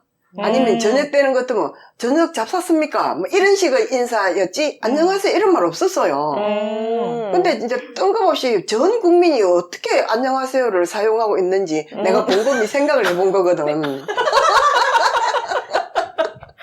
아, 정말 톡토로 여러분들 한 번도 생각해보지 않은 그런 여러 문제들에 대한 예. 이옥선 작가의 의견과 또 예. 생생한 기억 같은 것들이 촘촘히 들어가 있는 책입니다. 하나 즐거운 어른. 점에 하나 점에 하나 점에 이래야지. 뭐 일단 멀리 떨어져 있어. 머리 조금 멀으니까. 처음에 너무 웃겨. 너무 즐겁게 읽은 책이었습니다. 네. 네, 즐거운 어른이 어머니는 무조건 따뜻하고 헌신적이고 나에게 모든 것을 베푸는 존재다라고 오해하고 있던 우리 눈치 없는 젊은이들에게 어떤 새로운 매콤한 표준으로서 굉장히 참고할 만한 그런 책이 될 것 같아요. 그리고 노년에 대해서 좀 그려볼 수 있게 만들어주는 그런 아주 좋은 글을 써주셔서 감사합니다. 네. 지난번에 빅토리노트 때 이제 여들톡에 출연해서 해주셨던 많은 말씀 중에서 우리 육아하는 톡토로들을 울렸던 한마디가 있었어요. 이제 뭐 정리하는 말씀을 부탁을 드렸더니 그때 육아일기를 쓰거나 쓰지 않거나 상관없다. 지금 아이를 키우고 있는 육아를 하는 모든 엄마들은 위대합니다. 이렇게 얘기를 해주셔서 정말 톡토로들이 눈물바다가 됐거든요. 이번에는 빅토리노트가 아니라 이렇게 즐거운 어른으로서 조금 더 먼저 앞서서 산 언니로서 우리 젊은 여성 톡토로들에게 또 한마디를 좀 부탁드려보고 싶어요. 저는 이런 말을 하고 싶어요. 너무 그렇게 막 뭔가 목표를 정해놓고 기어이 도달해 보겠다고 아등바등 살지 말고 그냥 뚫려 나가는 대로 그러니까 뚫려 나가는 대로. 뚫려 나가는 대로 내가 이쪽 길로 갈라 했는데 그 길이 막혀서 잘 안 되지면 그 옆에 길로 해서라도 갈 수 있는 어떤 게 생겨요. 사람은 어떻게 해서든지 살 수 있는 어떤 게 다 돼 있는 거거든요.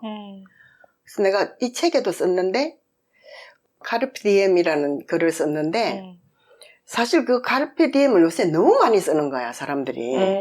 근데 카르페 디엠은 그 로마 시대 때에 호라티우스라는 사람이 썼던 말이거든요. 그 시를 썼던 거거든요. 오데즈인가 하는 그 시인데 그게 어디에서 나왔느냐 하면은 로마 시대 때 은정을 가가지고 싸우고 승리해서 돌아오는 노장들을 위해서 쓴 시예요. 그래서 그 시에는 너무 고생을 많이 하고 했으니까 지금 현재를 즐기고 미래는 조금만 생각하라고 돼 있어요. 근데 요즘 사람들은 그 카르페 디엠을 사실은 성녀나 도 닦는 사람들이 쓰는 말이에요. 내가 밥을 먹을 때는 밥만 먹고 다른 생각 일절 없이 커피 마시면 커피가 맛있는 거 그것만 하고 다른 어떤 잡생각을 하지 마라. 이게 수도성이 하는 말이에요. 근데 요즘 젊은 사람들은 과거도 뭐 이미 지내갔고 미래를 모르니까 우선 즐기자 이런 뜻으로 받아들이는데 약간 욜로처럼 쓰이고 있는 사실은 거죠. 과거에 대한 거를 모르면 내가 아니에요. 과거의 모든 것들이 쌓여서 지금 현재의 내가 되는 거거든요. 그리고 미래를 생각하지 않으면 아주 그러니까 노후 파산이 옵니다.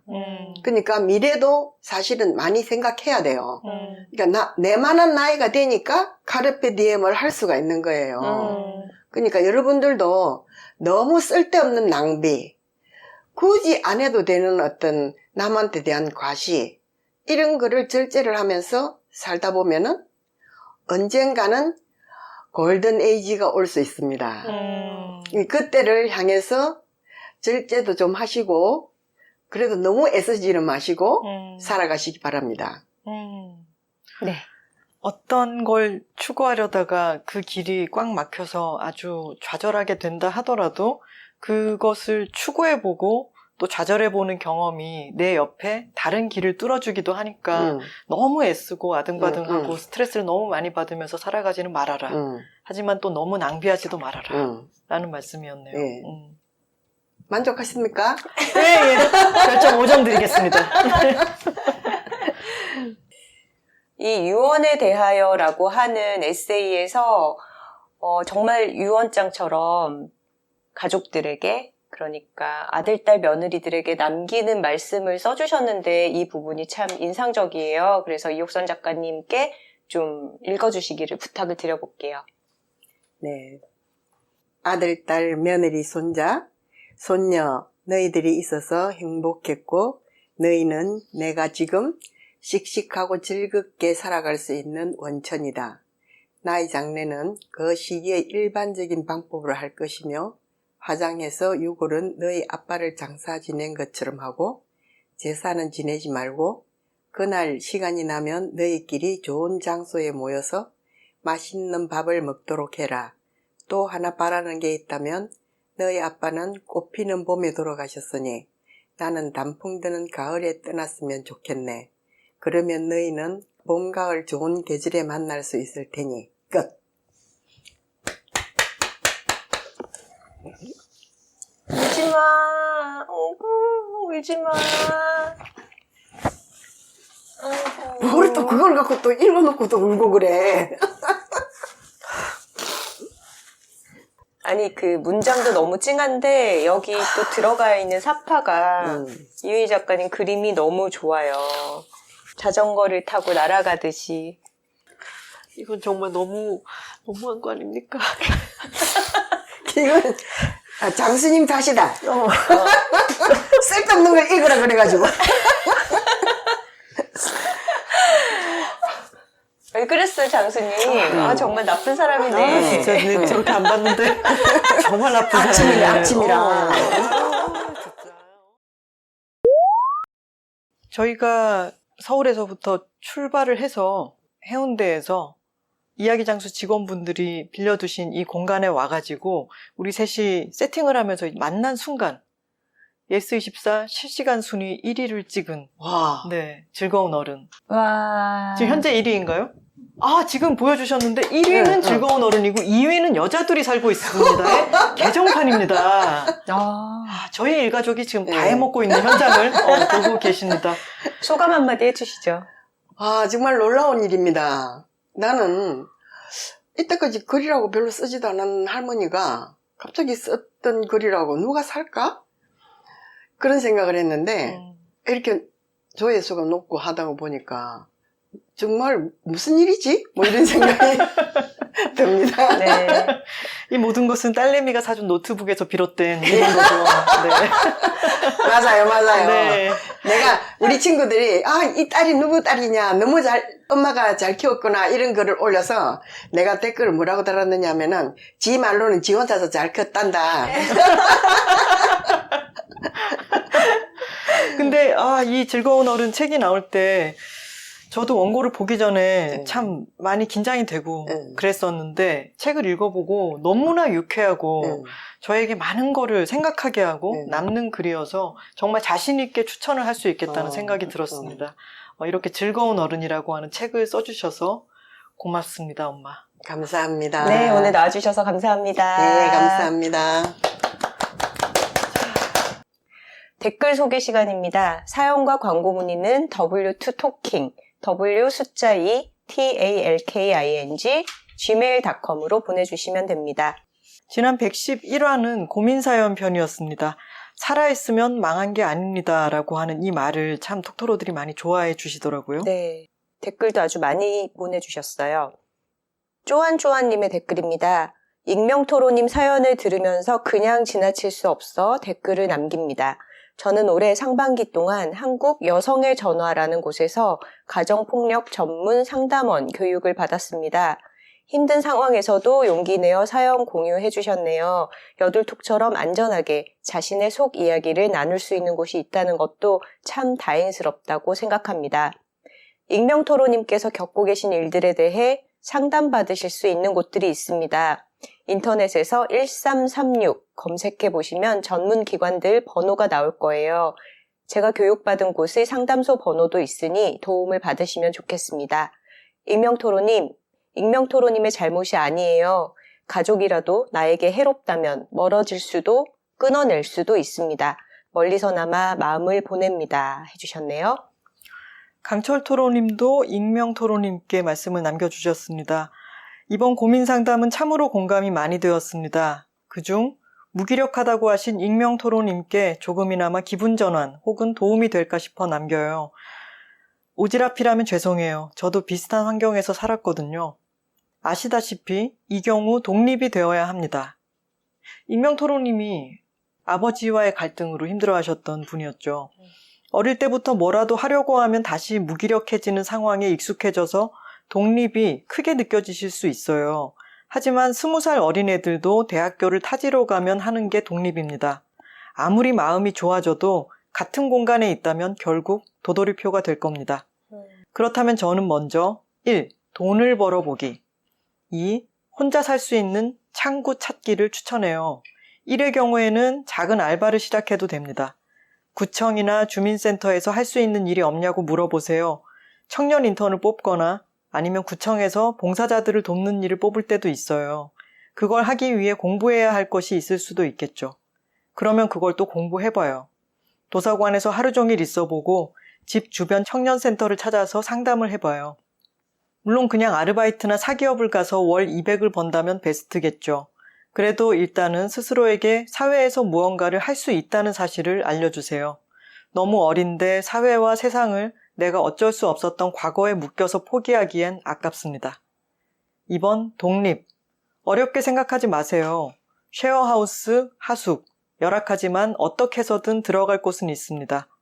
원룸도 좋고 용기가 난다면 기숙사가 있는 회사에 가보는 것도 좋아요. 혼자 사는 게 겁이 난다면 하루 종일 집에서 떨어져 있어 보세요. 알바를 해서 1박 집 주변 여행을 가봐도 됩니다. 그리고 요즘 청년 한 달 살기 등도 지원하고 있어요. 이걸 다 하라는 게 아니고 분명히 할 수 있는 방법이 많다고 말하고 싶어요. 마지막으로 우리는 어머니와 아버지를 선택할 수 없습니다. 머리 다 크고 들어간 첫 회사에서의 버릇이 아직도 남아있는 제 모습을 보며 실감합니다. 0세부터 15세라는 그 아무것도 없는 연약한 시기에는 오죽할까요? 심지어 경제권까지 쥐고 있는 보호자들에게 당한 상처는요. 상담 듣고 약 복용하다가 에너지가 차면 지금의 무기력과 용서하고픈 마음에서 분노가 생길 수도 있습니다. 분노하시고 또 자신을 가꾸시며 자신을 위한 삶을 살아갈 수 있습니다. 좋은 일만 있지 않고 남들보다 몇 배는 힘든 평범한 일상이겠지만 익명토로님 잘못이 아닙니다. 다시 그곳으로 돌아오더라도 자기 탓은 하지 말아주세요. 하고 조목조목 조언을 해주셨어요. 네, 감사합니다. 책일 기다리는 잽토로님의 댓글입니다. 친구가 없다고 하셨던 자연토로님의 사연에 대한 댓글입니다.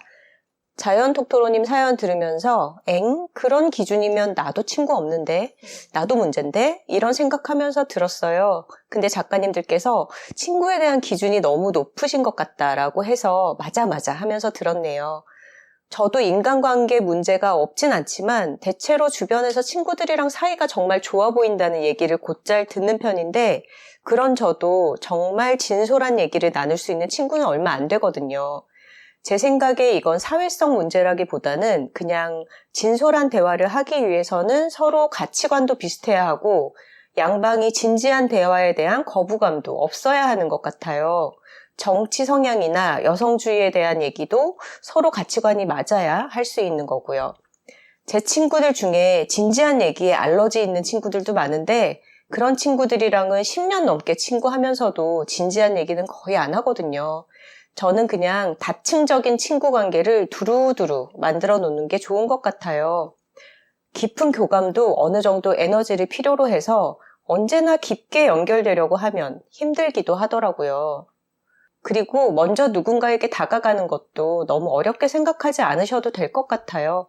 현대인 대부분이 만성 외로움에 시달리는지 먼저 연락했을 때 싫어하는 경우는 거의 없더라고요.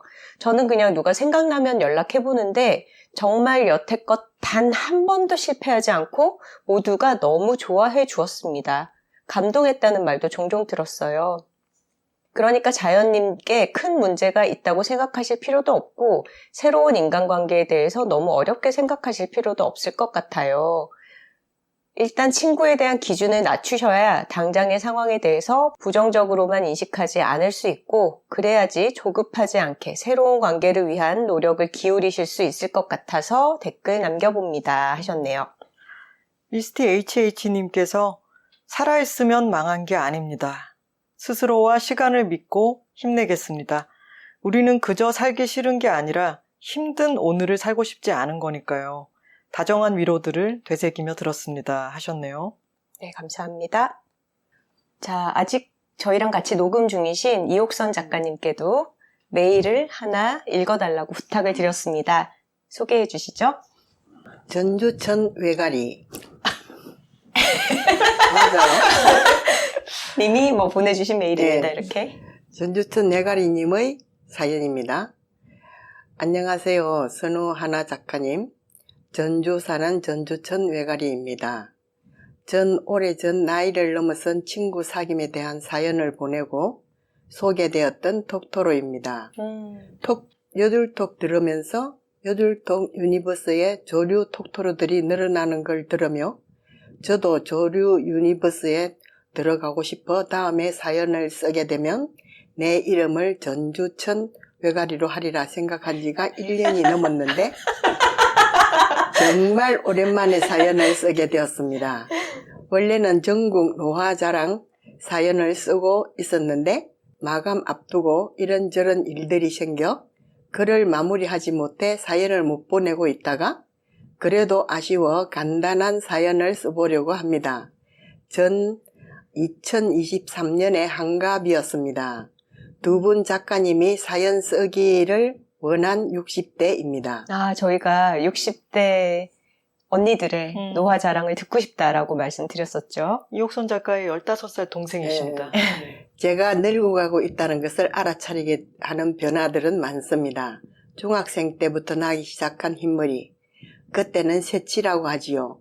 43부터 쓰기 시작한 노안 안경.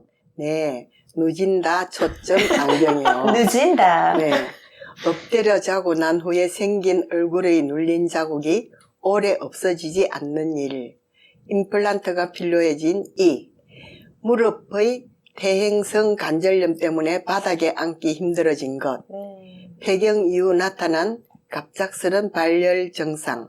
탄력이 떨어진 피부. 그게 뭔지 알면서도 생각나지 않는 단어 등등. 아, 그런데 그곳의 털은 아직 하얀 털은 없네요.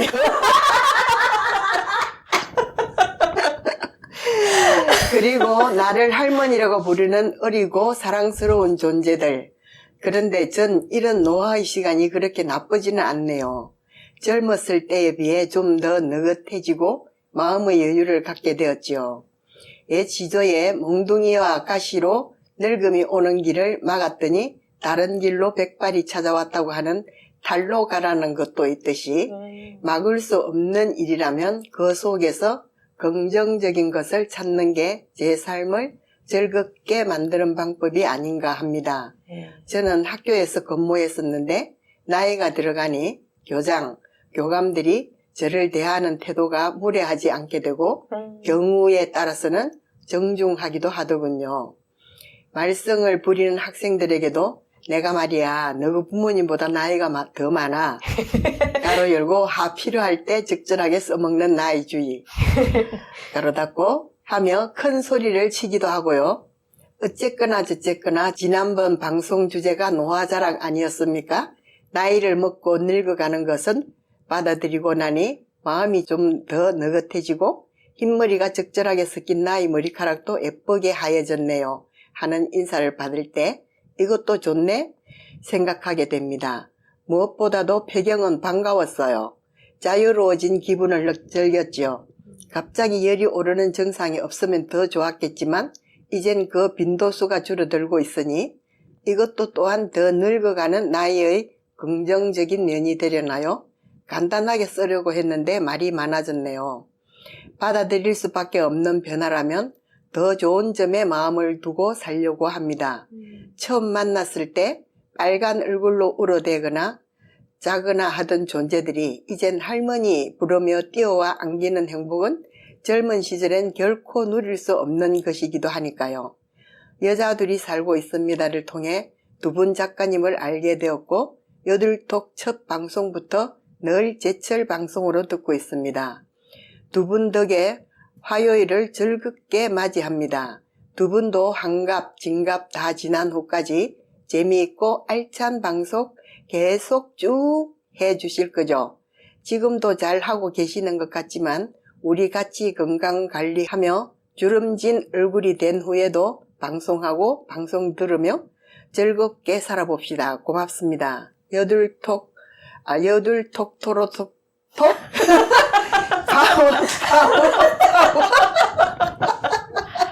잘 읽으셨습니다. 네. 감사합니다. 갑자기 딱 보자마자 읽으려니까 힘드네, 이것도. 아니, 제가 전주천 외가리님의 메일을 받고서, 60대 언니께서 이렇게 메일 보내주셨는데, 더 언니가 읽어드리는 경험을 하게 해드리고 싶어서 우리 70대의 이옥선 작가님께 낭독을 부탁을 드렸습니다. 너무 좋네요. 감사합니다. 상토로님의 메일입니다. 안녕하세요. 김하나, 황선우 작가님들. 늘 하고 싶은 말이 많았으나 모니터를 오래 보는 일이 편하지 않아 마음속에 담아만 두고 있었는데 최근 조승리 작가님의 출연편과 전국 노화자랑을 듣고 나니 이 마음을 꼭 전해야겠다는 생각에 메일을 씁니다. 저는 95학번 작가님들과 동년배인 상토로라고 합니다. 저는 코로나가 시작되던 2020년 1월 노안이겠거니 하며 돋보기를 맞출 생각에 간 안과에서 오른쪽 눈에 망막이 찢어진 것 같다. 소견서를 써줄 테니 빨리 응급실로 가라는 날벼락 같은 이야기를 들었습니다. 검사 결과 망막이 완전히 찢어진 망막 박리는 아니라서 응급 수술을 할 정도는 아니었지만 찢어지기 일보 직전인 망막 층간 분리의 상태라 수술은 불가피한 상황이라 하였습니다. 그때부터 2020년 한 해 동안 총 3번의 수술을 통해 당장의 실명 위기는 막았지만 이미 진행된 망막과 시신경 손상은 어찌할 수 없어 오른쪽 눈이 제대로 기능하지 못하게 되었습니다. 제 경우는 고도근시로 인해 안구가 납작하게 변형되어서 망막이 터진 것으로 왼쪽 눈도 같은 가능성을 가지고 있고 이 진행을 더디게 해볼 수는 있으나 아예 막을 수는 없다는 이야기가 저를 절망시켰습니다. 종일 모니터를 보며 지내야 하는 회사로의 복귀는 불가능한 일이 되었고 사회생활에서의 성취가 무엇보다 중요했던 저는 크게, 깊게 무너졌습니다. 1년 가까이 주저앉아 울기만 하다가 이러다 내가 나를 해칠 것 같은 두려움에 정신이 들었습니다. 예전에 어딘가에서 들었던 불편한 것이지 불행한 건 아니야 라는 말이 조금씩 저를 살렸습니다. 불편한 눈으로 모니터를 오래 보는 것은 여전히 힘들었지만 다행히 책은 어느 정도 읽을 수 있었습니다. 원래도 영상보다는 활자로 스트레스를 풀었던지라 한동안 굶었던 사람처럼 정신없이 책을 읽었습니다. 1년 넘게 책을 먹고 마시니 다시 어떻게든 살아봐야겠다는 생각이 들었어요. 눈을 덜 쓰면서 할 수 있는 일이 뭐가 있을까 생각하다가 10년간 꾸준히 해온 요가를 가르쳐보면 어떨까 생각했습니다. 다행히 집 근처 요가원에 곧 지도자 과정이 개설되는 것을 알게 되어 단박에 등록했고 큰 깨달음을 얻었습니다. 저는 조금만 동작의 난이도가 올라가면 그걸 몸으로 해보이며 입으로 설명까지 하는 것은 불가능한 사람이라는 것을요. 크크크. 호기롭게 시작한 요가 지도자 과정의 결과가 마음 같지 않아 시무룩하던 어느 날 10여 년 전 사이버 대학에 편입해 상담 심리를 공부하던 때가 떠올랐습니다. 우리 팀 아이들이 왜 이렇게 생각하고 저렇게 행동하는지 이해하고 싶어서 시작했던 것이었는데 그때 여러 상담사 자격증에 대한 이야기는 들었지만 회사와 수업을 병행하는 것만으로도 벅차 잊어버렸던 게 떠올랐어요. 20년 나의 게임 회사 경험은 누군가의 진로 고민에 도움이 될 수 있겠고 전쟁같이 싸우던 부모 때문에 오랜 시간 시기장애를 겪고 도피성 결혼을 했다가 이혼을 한 경험들은 나와 같은 환경을 겪은 사람들, 특히 아이들에게 공감하고 도움을 줄 수도 있겠다 생각했습니다. 그리고 요가 지도자 자격은 상담 과정에서 이완을 돕는 데 활용할 수 있겠다 싶었어요. 2023년 한 해 열심히 공부해서 직업 상담사와 청소년 상담사의 도전에 합격했습니다. 코로나 덕분에 온라인 강의가 많이 개설되어 있었고 화면을 계속 보긴 어려우니 팟캐스트 듣듯이 소리만 들으며 공부했습니다. 직업 상담사 공부를 하면서 제가 요가 지도자 과정 속에서 겪은 괴리감이 흥미와 적성의 불일치라는 것을 알게 되었고 얼마 전 청소년 상담사 연수까지 모두 마쳐 이제 다음 달이면 자격증을 받게 됩니다. 앞으로 진로 상담과 심리 상담, 가벼운 요가 수련 등을 다루는 작은 상담센터를 열어볼 생각입니다. 지난주 불편한 눈으로도 모든 연수 과정을 마쳤다는 성취감에 도취된 채 연수 때문에 잠시 미뤄뒀던 조승리 작가님 회차를 듣다가 가슴이 먹먹해져 견딜 수가 없었습니다. 조승리 작가님, 힘들고 어려운 시간 견디시느라 정말 고생 많으셨습니다. 세상이 너무 궁금하다는 말씀에 정말 많이 울었어요. 용감하게 세상을 정복해 나가시는 모습 정말 존경스럽습니다. 저는 작년부터 갱년기 증상이 시작되었습니다. 30년간 칼 같던 생리주기가 들쭉날쭉해지고 몸속에 장작불이 타오는 것 같아 잠을 잘 수가 없었는데 제 경우는 비호르몬성 치료제인 클리마토플란을 처방받아 먹으면서 몸의 열감이 조금 잡혔어요. 산부인과보다는 가정의학과에서 이런 갱년기 약 처방을 잘 해주시는 것 같으니 참고하시면 좋을 듯 합니다. 앞으로 인생 2막의 새로운 직업을 상담으로 가져가고 싶어서 닉네임을 상토로로 지어봤습니다. 그리고 우리 동년배들이 편하게 읽으실 수 있도록 이 글의 폰트 사이즈는 18포인트로 세팅했습니다. 어쩐지 제가 너무 잘 읽을 수 있더라고요. 감사합니다. 역시 동년배밖에 없다. 긴 터널에서 조금씩 벗어나던 무렵 읽었던 책 중 여둘톡의 수선배 이현수 작가님의 마시는 사이의 한 구절로 마지막 인사를 대신합니다. 어떻게든 되겠지. 그냥 오늘만 살자. 오늘만. 그런 생각이 들기까지 시간이 좀 걸렸다. 내일만 생각하며 살아온 내가 오늘을 살게 된 계기는 우울하지만 결과적으로 이것이 나를 달라지게 했고 살게 했다. 감사합니다. 상토로 드림 하셨네요. 네, 고맙습니다. 상토로님. 안녕하세요. 저는 50대 후반이고 항공사에서 기장으로 일하고 있는 남자 톡토로입니다. 와이프는 두 분의 책을 좋아하는 여둘톡 팬입니다. 두 분의 방송을 듣고 나서 그 이야기를 저에게 해주길 좋아합니다. 그 중에 특히 좋은 에피소드는 함께 듣고 있습니다. 주로 차 안에서 이동 중에 많이 듣는데요. 덕분에 교통체증의 답답함과 지루함이 사라지곤 합니다. 얼마 전에도 3시간 거리의 시골집을 갈 때 아내와 함께 오늘은 어떤 걸 들어볼까? 행복한 고민을 하고 나서 가볍게 들은 조승리 작가님 편은 모르겠습니다. 왜 듣는 내내 눈물이 났는지 모르겠습니다. 분명한 건 슬퍼서 운 건 아닙니다. 뭔가 안에서부터 차오르는, 복받쳐 오르는 감정이었습니다. 조승리님께서 작가로서 그리고 안마사로서 더 행복하시길 기원하겠습니다. 그러시면서 추신을 2개 덧붙여 주셨어요. 추신 1, 책을 좋아하는 아내가 조승리 작가님의 책을 선물용으로 여러 권 추가 주문한다고 합니다. 추신 2, 조 작가님 또한 행복한 댄서가 되시길 응원하겠습니다. 스페인에 조심히 다녀오십시오 하시면서 맨 마지막에 항공사 기장님답게 Please fasten your seatbelt 라고 맞춰주셨네요. 네, 아, 비행기 감사합니다. 타면 기장님들이 이렇게 인사해 주시잖아요. 조승리 작가님이 스페인 가실 때 이 인사말을 들으면 고향 톡토로님의 이 메일을 떠올려 주셨으면 좋겠네요. 좋은 걸 좋다고 말하기 여둘톡 112화는 이옥선 작가님과 함께 신간 즐거운 어른에 대해서 이야기 나눠보았습니다. 톡토로 뒤에는 여둘톡이 있고 여둘톡 뒤에는 톡토로가 있습니다. 저희는 다음 주에 다른 주제로 돌아오겠습니다. 화요일입니다. 감사합니다. 고맙습니다.